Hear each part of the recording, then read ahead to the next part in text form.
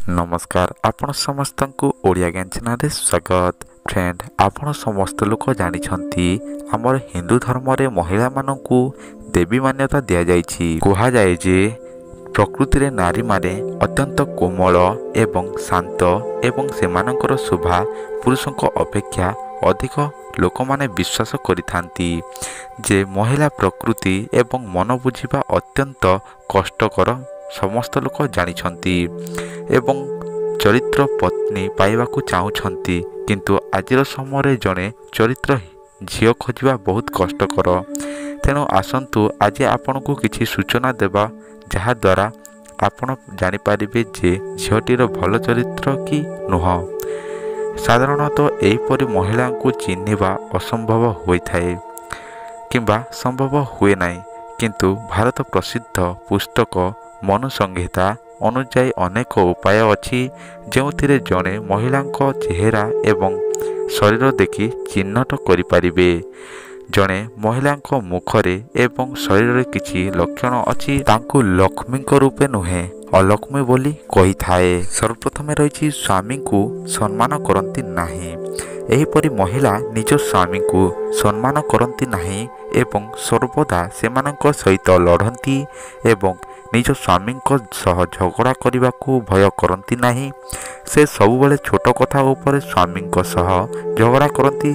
से खुशी रे मधुर भाव में कथबार्ता करती किंतु दुखर मुहूर्त आसवा मात्रे से निज रंग देखाइबा आरंभ करती।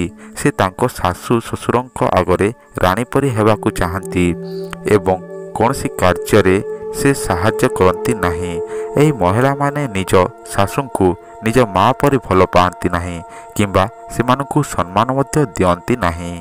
मनु संहिता श्लोक कौन कहे? मनु संहितारे चरित्रहीन महिला विषय अनेक कथा कही।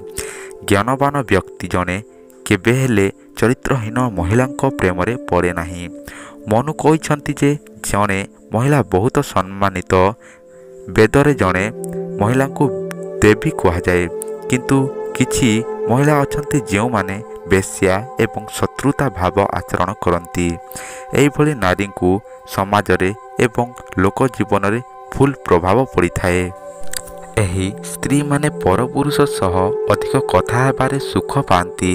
अन्य पुरुष मानंकु घर को डाकी चर्चा करिथांती। एमानक चरित्र आदौ भल नुहे। पर पुरुष को फसाई एमाने व्यवहार करबाकू चाही थांती। एही स्त्री माने युवक मानकू आखिरे इशारा दियंती परे केतेबेले कौ पुरुष को दांड अगणा को निजर बिछना पर्यंत नहीं आसंती ताहेले केही जानी पारंती नाही। एही परी स्त्री मानक लज्जा बोली गोटे जिनिस नाही बा न थाए। निज शरीरर भोक ज्वाला पाई पर पुरुषर व्यवहार करिथांती। अनेक बेश्या परी स्त्री मध्य समाज रे थांती। एमाने समाज रे रही समाज को कलुषित तथा दूषित करिथांती। एही स्त्री माने निज स्वामी द्वारा संतुष्ट न हो पारी पुरुषों सह परक्रिया प्रीति करती। से कहउछंती जे एपरी महिला माने केवल जने पुरुषों को भल पाती नहीं। एही महिला माने कौनसी पुरुष सह हृदय एवं आत्मीय संपर्क जोगो स्थापना करती नहीं। सेमानक मनरे आउ किछि चली थाए एवं कथारे आउ किछि उपरोक्त विषय गुड़िक केवल सेमानक पाई जो माने पर स्त्री कथा अनुसरण करती एवं पर सुंदरी नारी प्रति मनरे दुर्बलता रखती। आशा करुँचे आमर ए भिडियोटी आपको पसंद आसी थाए।